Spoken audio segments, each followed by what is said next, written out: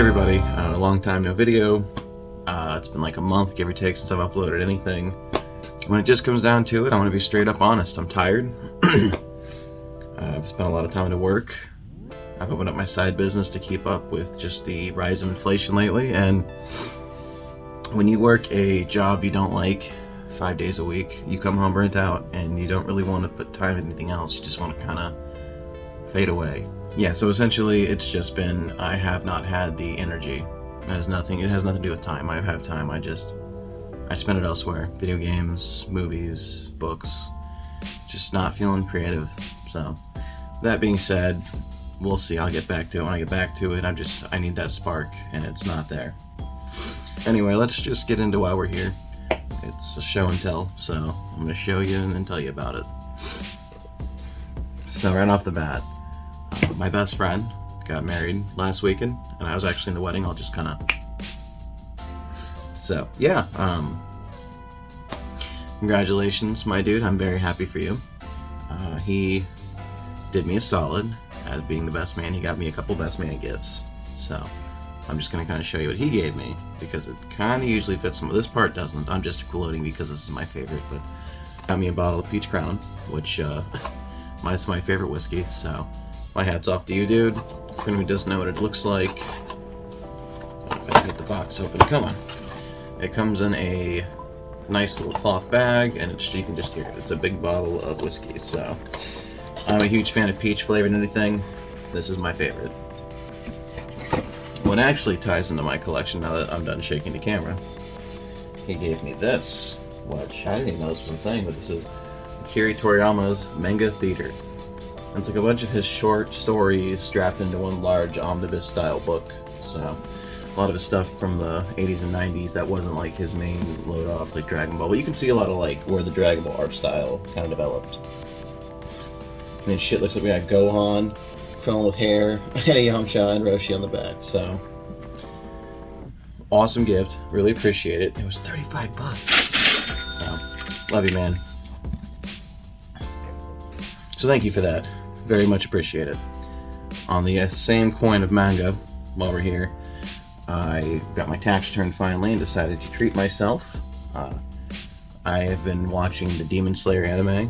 You may or may not know this, but I actually did a review on the movie, Mugen Train, with Josh Reviews Incorporated, so check that out, link in description. Anyway, I told myself, you know, my manga shelf's pretty big, as you can see, and every time I get a new book, it is pulling teeth to rearrange everything to make it all fit. So I told myself, I want to buy the Demon Slayer manga. I don't like waiting for the anime seasons years apart. I was going to get into it, but I had to get a good deal. I told myself I will not buy it until I get a good deal on it and then start adding to the collection. So, scoured eBay for a bit.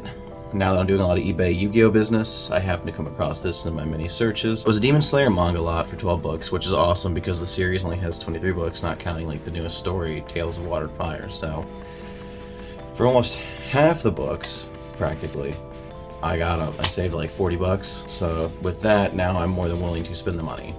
I've already picked up 1 and 2, and those are on my shelf. So going forward, in this lot, I got 3, 4, missing 5, sadly. We go right on to 6, 7, 8. Alright, here we go, Goku. 9, 10, 11, 12, 13, 14, and 15. So, I got a decent amount for $60, and I was happy with that, and more so enough that I was like, alright, now I'll start picking up the mangas that are missing from this lot, and I will build the collection, because I really did end up enjoying, like, Demon Slayer became one of my favorite animes, you know, and I wasn't too open to it at first. Everyone kept kind of pushing for me. I'm really into fights. I mean, if you look at all my manga, never actually done a whole shelf, like, review, but if you look at my manga, it's primarily shonen manga where hands are thrown. Naruto, Dragon Ball Z, Fullmetal Alchemist, Demon Slayer, Opard's Hunter, Zatch Bell. Yu-Gi-Oh! I mean, they fight, but it's with cards. You get the point. Like, if there's not combat, I don't like the slice of life stuff. I don't like anything romance. I'm not really into the ecchi. I just like combat. So this satisfies the need.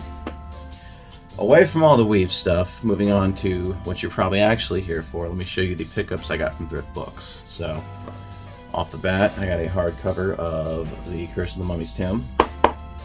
And all the books that are printed in this large Gareth size are 97 printing, but I'll show you this one just to prove a point. Yeah, so 97 printing, hardback, very large compared to a regular book. In the same order, I also picked up Monster Blood. Same thing, a Gareth print, 97th printing, very good condition for what it's worth. So, on an update of sorts, I have finished the Monster Blood 3 script for Goosebumps Goes to Reviews. See, I am doing something, I just doing it slowly. Best way to put it. Continuing the hardback experience of Goosebumps, I've got I don't know if I showed this or not. It's been a bit, so I'm just going to recap it just in case I didn't.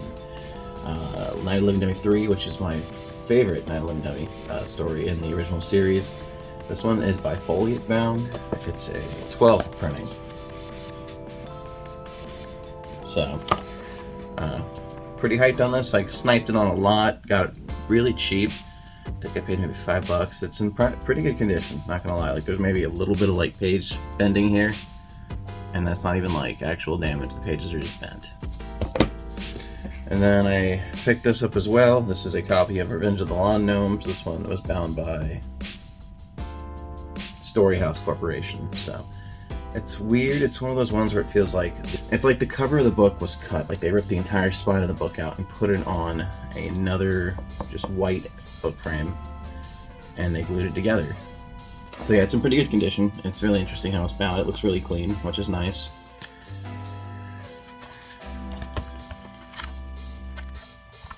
Like, very clean.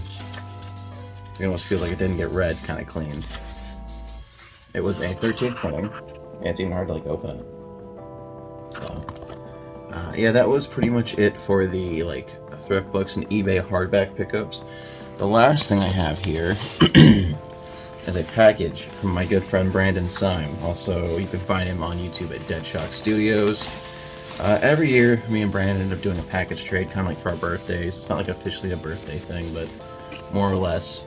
I usually send him a package, and then he sends me one back, and our birthdays happen to line up like his is in December, mine's in January, so it's one of them things. So anyway, Brandon sent me some books here. He knows I'm building a secondary collection of Goosebumps, so he sent me a copy of The Barking Ghost. And ooh, look at this. So there is no barcode on the back, which leads me to believe it is one of the earlier printings, possibly a Scholastic's book, first printing. Alright, thank you, sir. And it looks like... wow, look at this. It has an insert. Wow! Brandon, thank you very much, sir. You're too kind. This is one of the... this is a Get Goosebumps. It's a promo for the next 3 books, and it kind of talks about when they're released. June, July, and August. Get Goosebumps all summer long. This right here, this is what collectors chase. So essentially, if this was still in the book, this book would probably sell for close to $30. It'll most likely end up being integrated onto my shelf, considering the condition it's in. Alright. So, once again, thank you, Brandon. He also sent me a copy of The Curse of Camp Cold Lake, and this one is very clean. You can already see right off the rip, it looks like we have some inserts inside. So, taking a peek, first edition. Damn, Brandon, thank you, sir. Real nice. Alright, yeah, and it's got the cards kind of floating out of it here, which are super cool still. As well as the bookmark. So, that's a first print. Really appreciate that.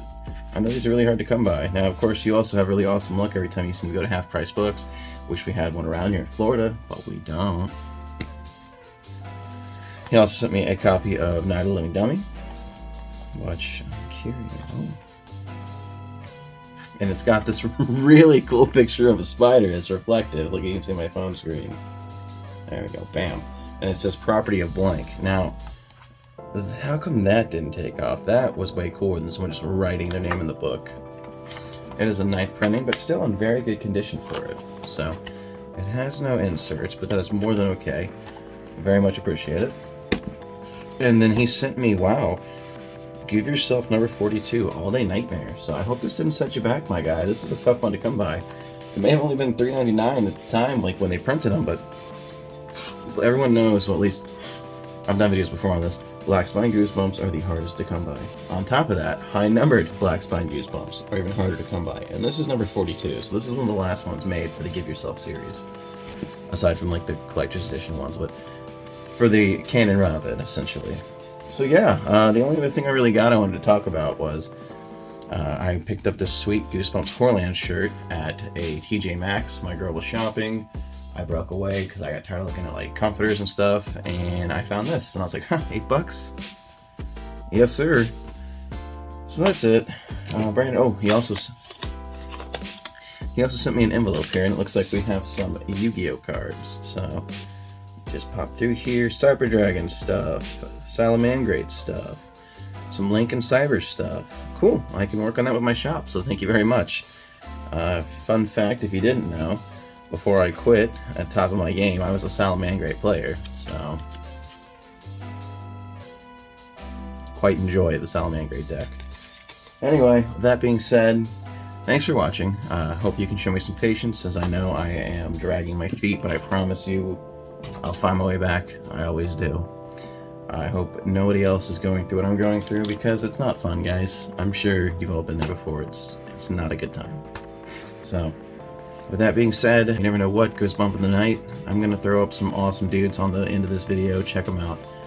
Deadshock Studios, Josh Views Incorporated, Josh Irby, Goosebumps Completionist. So yeah, check out these dudes. Show them some love. Goosebumps is on its 30th anniversary. Woohoo! Yeah, I'm tired. I'm going to go to bed. So, thanks for watching.